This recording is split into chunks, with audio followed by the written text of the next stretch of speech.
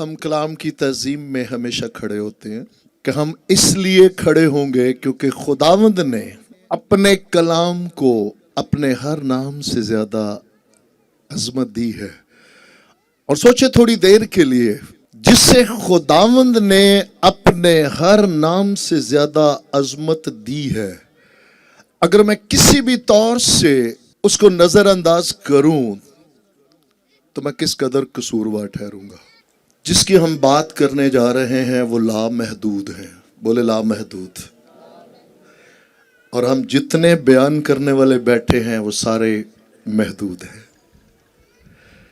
हम में से कौन है जो उसकी पूरी सताइश सुना सके? कोई नहीं। ये उसका रहम है जिसको जो मिला है वो दयानतदारी से बांटता जाए। आमीन। इसलिए 24 घंटे भी कम है उसके खौफ में रहते हुए उसकी बातें करने के लिए, लेकिन 5 मिनट भी बहुत है, क्योंकि वो तो एक पल, एक लम्हे में सारी जिंदगी के चोर और डाकू को निजात बख्शने पे कादिर है। एक लम्हा, एक पल मौत से निकलकर जिंदगी में दाखिल होने के लिए बहुत है, लेकिन फिर बाकी जिंदगी जो वो जिंदगी पा लेते हैं वो बाकी सारी जिंदगी उस जिंदगी में कायम रहने के लिए गुजार देते हैं। आमीन। वो जिंदगी पाने के लिए आपको पूरी जिंदगी नहीं चाहिए। गौर से सुनिएगा, वो जिंदगी तो एक पल, एक लम्हा में यीशु मसीह कफारे और जी उठने पर ईमान लाने से मिल जाएगी, लेकिन बाकी सारी जिंदगी जिसकी जिंदगी है उसके लिए जीने में गुजारनी चाहिए। आमीन। बथेरे हैं जो कहते हैं वो इसलिए मुआ कि हम जिए। यस, आमीन। वो इसीलिए मुए कि हम जीते रहे। हाँ, ये पूरा सच नहीं है। पूरा सच अपनी जिंदगी में लेकर जाए। खुदावंद यीशु मसीह मेरे लिए, आपके लिए इसलिए मुए कि हम आइंदा को उसके लिए जिए। सिर्फ ये नहीं कि जीते रहे, वो बहुत दुनिया जी रही है, लेकिन जिनके लिए वो मुआ और जिन्होंने कबूल किया वो फिर आइंदा को अपने लिए या इंसानों के लिए नहीं जीते, बल्कि अपने खुदावंद के लिए जीते हैं। आमीन। आए अपने कदमों पे हम खड़े होंगे तलावत के लिए, और जितनों के पास कलाम मौजूद है आए हम मिलकर खुदावंद के कलाम की तलावत करेंगे। 1 2 3। जब तक खुदावंद मिल सकता है उसके तालिब हो। फिर से जरा इसको बोलेंगे, जब तक खुदावंद मिल सकता है उसके तालिब हो, जब तक वो नजदीक है उसे पुकारो। शरीर अपनी राह को तर्क करे और बद किरदार अपने ख्यालों को, और वो खुदावंद की तरफ फिरे और वो उस पर रहम करेगा, और हमारे खुदा की तरफ, क्योंकि वो कसरत से मुआफ करेगा। कलाम मुकद्दस के पढ़े, सुने, समझे और कबूल किए जाने पर खुदावंद की बरकत हो। आमीन। बैठने से पहले अपना नाम ले और अपने आप को याद दिलाए, जैसे कि मेरा नाम शफी है और जरूरत है कि मैं अपने आप को झंझोड़ूं, हिलाऊं और पूछूं अपने आप से, इससे पहले कि दूसरे से बाद की बात है, पहले अपने से पूछे, क्या शफी तू अपने खुदावंद का तालिब है? आमीन। कितने हैं जो परदेसी है? कलाम बताता है कि परदेसी होकर जिंदगी गुजारो। हम में से अक्सरियत बेघर है। सुनिएगा प्लीज। परदेसी हो जाए तो ये सारी बातें खत्म ना हो जाए। परदेसी का तो दिल ही नहीं लगता। तो हम जब निगाह करेंगे, हम में से कितने जो भी जाने के लिए तैयार है?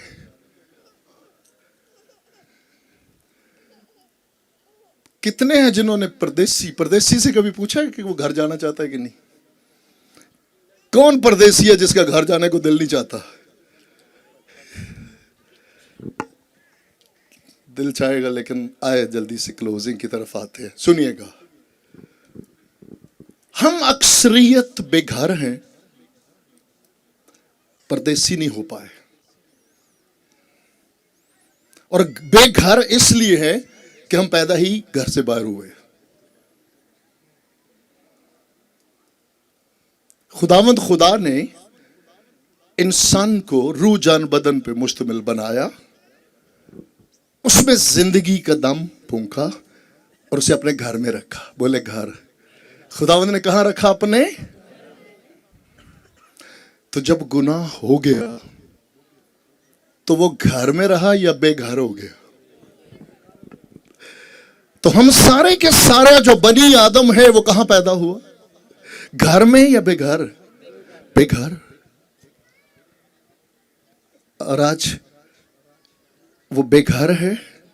वो सोचता है मैं अमेरिका चला जाऊंगा, खुश रह पाऊंगा। नहीं, उसके बाद वो सोचता है मैं न्यूजीलैंड चला जाऊंगा। मैं याद रखिएगा, जो इंसान बेघर हो गया है वो कहीं खुश नहीं रह सकता। तो पास्टर साहब क्या कहना चाहते हैं? कहीं खुशी नहीं। किसने बोला है?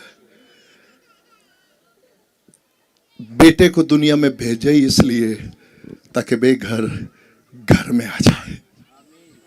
बेटे को दुनिया में भेजा ही इसलिए कि बेघर जो है, हाँ सुनिएगा, इसी वजह से यीशु मसीह से वो पूछते हैं कि मर्द खुदा मूसा की तो रेत में ये लिखा है। वो कहते हूं सुनो, बाप ने मुझे दुनिया में इसलिए नहीं भेजा कि मैं मुकद्दस यसाया का दौर बहाल करूं, मैं मूसा का बहाल करूं, मैं एलिया का करूं।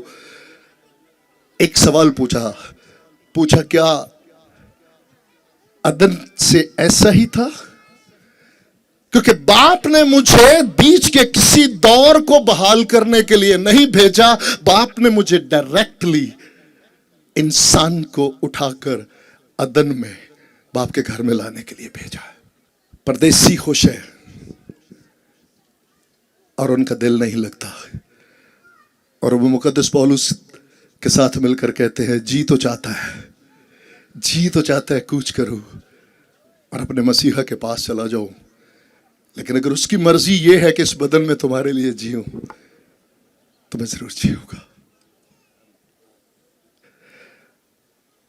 आप खुश रहना चाहते हैं, घर आ जाए। कैसे? यीशु मसीह के कफारे और जी उठने पर ईमान लाकर। गुनाह के बायस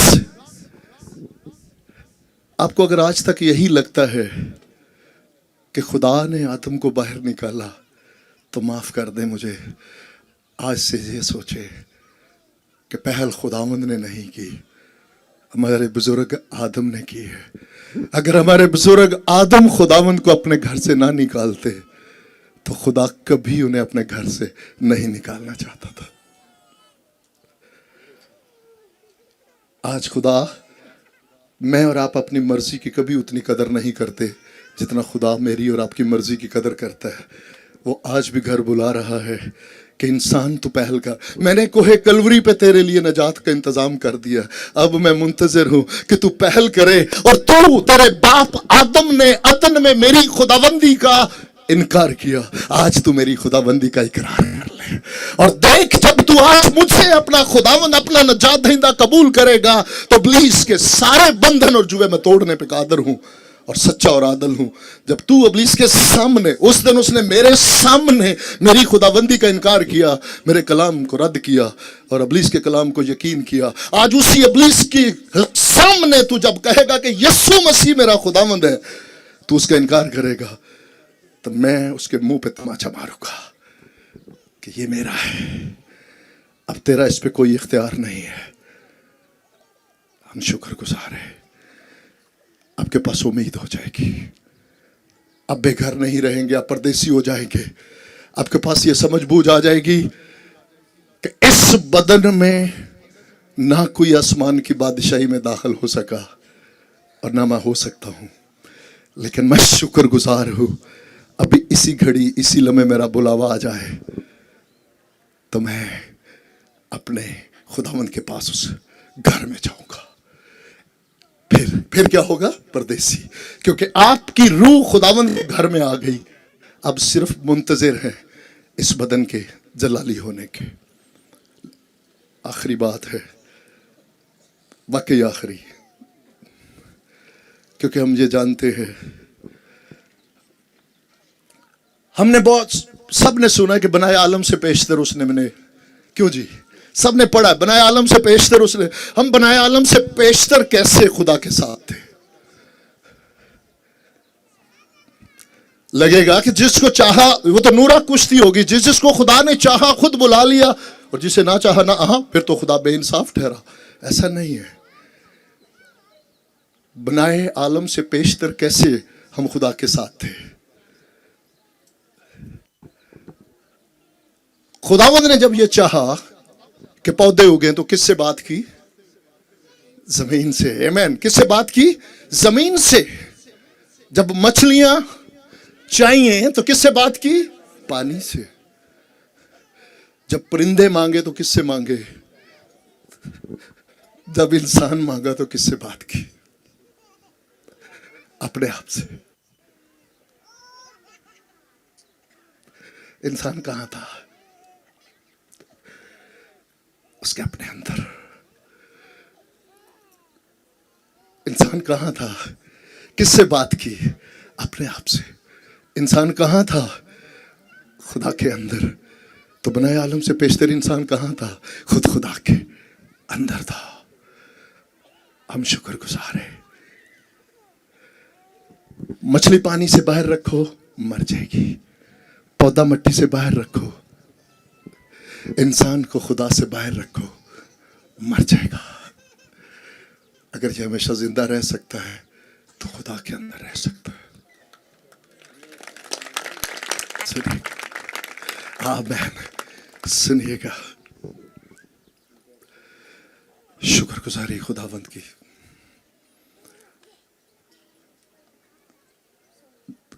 एक वक्त आने वाला है और अभी मौजूद है, हम उसी वक्त में हैं। बाइबल ने हमें बताया कि जब तक खुदावंद मिल सकता है। क्या खुदावंद खत्म हो जाएगा? खुदा ना खास्ता।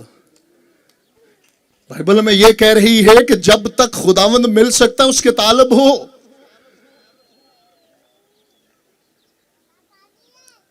किसी लम्हे किसी वक्त दरवाजा बंद होने वाला है, खुदा नहीं मिलेगा। ये याद रखें। हम में से कोई उस घड़ी को नहीं जानता। ये क्लोजिंग है और सारा जितनी देर हमने उसका कलाम सुना है, खुदावंद ने हमसे बात की है। और अब खुदावंद मुझसे और आपसे ये चाहते हैं कि पलट के हम अपने खुदावंद से बात करें कि हम उसके कलाम को, कौन कौन है जो आज उसके कलाम को कबूल करके यहां से निकलता है और कौन कौन है जो रद्द करके निकलता है। ये फैसला हमारा होगा। जो उसके साथ चलने के लिए उसके कलाम को साथ लेके जाना चाहते हैं, फैसला उनका, मदद हमारे खुदावंद की। अगर आज तक आप यह समझते हैं कि यीशु मसीह की आमद आप ठीक समझते हैं, एक इनफरादी की आमद है, साथ रहिएगा, इनफरादी अकेले की, एक इज्तमाई की आमद है और हम दोनों से ना वाकिफ हैं। हम में से कोई एक भी नहीं जिसके पास इन दोनों का टाइम मुकर्रर हो। हम में से कोई यहां है जिसको ये यकीन है कि मैं इतने साल जीऊंगा? कोई है? इसका मतलब क्या है? हम में से किसी को नहीं पता कि अगला लम्हा मेरा है या नहीं। तो फिर मुझसे और आपसे सवाल है कि अभी खुदावंद मिल सकता है, इस घड़ी इस लम्हे अभी खुदावंद मिल सकता है। कहीं ऐसा ना हो कि अगले लम्हे मेरी क़यामत आ जाए, मेरा बुलावा आ जाए और मैं नजात से गाफिल चला जाऊं। अगले ही लम्हे में चलाऊंगा, मैं तड़पूंगा। जैसे याद रखिएगा, कुछ सालों महीनों का काम नहीं है। एक पल एक लम्हे में पता चल जाएगा कि आपकी रूह कहां है। और चलाएंगे, तड़पेंगे, दरवाजा बंद हो चुका होगा और उसके बंद किए को कोई खोल नहीं सकेगा। और अगर यीशु मसीह अभी आ जाते हैं, पहली बात हमने क्या देखी कि हम में से अगर इनफरादी तौर पर किसी का बुलावा आ जाए तो भी दरवाजा अभी खुला है। आंख बंद होने के बाद दरवाजा नहीं खुलेगा, मंजिल का तयन हो जाएगा। मुबारक है वो जो मसीह में है क्योंकि वो वहीं दाखिल हो जाएंगे जो नजात में है, और जो नजात से गाफिल है उनका कोई ठिकाना नहीं। और दूसरी तौर से अगर मसीह अभी आ जाते हैं इसी घड़ी इसी लम्हे, अभी अगर उसके तालब होते हैं तभी खुदावंद मिल सकते हैं। लेकिन अगर अभी वो आ जाते हैं और जितने नजात से गाफिल हैं वो हमेशा उस अब्दी मौत में चले जाएंगे।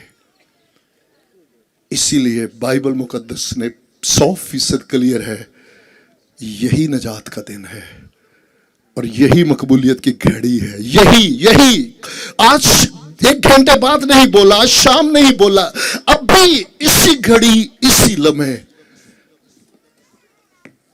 यीशु मसीह सलीब से फरमाते हैं, ऐ बाप इन्हें माफ कर दे।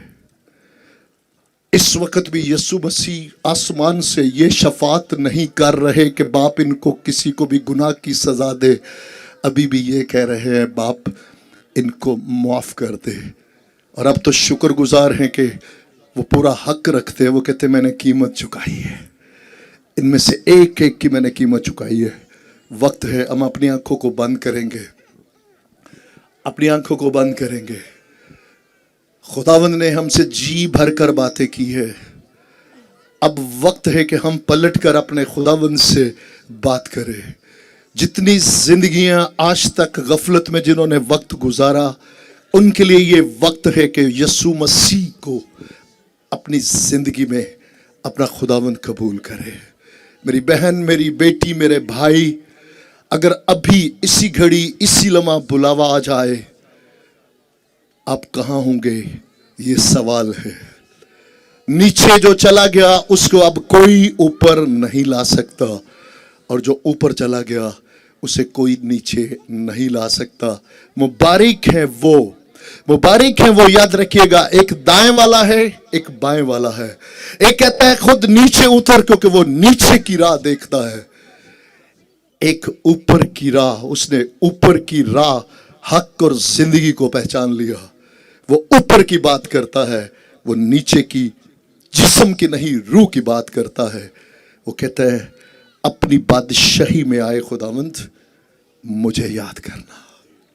और खुदावंत इसी घड़ी इसी लम्हा नजात देना चाहते हैं, जैसे उसको उसी घड़ी उसी लम्हे हमेशा की जिंदगी आसमान की बादशाही का वादा दे दिया। अभी इसी घड़ी इसी लम्हे जो जान अपने गुनाहों से तौबा और इस बात की जरूरत खुदावंद के सामने रखती है, हाँ खुदावंद आप मेरी जरूरत है, मुझे नजात दहिंदा की जरूरत है।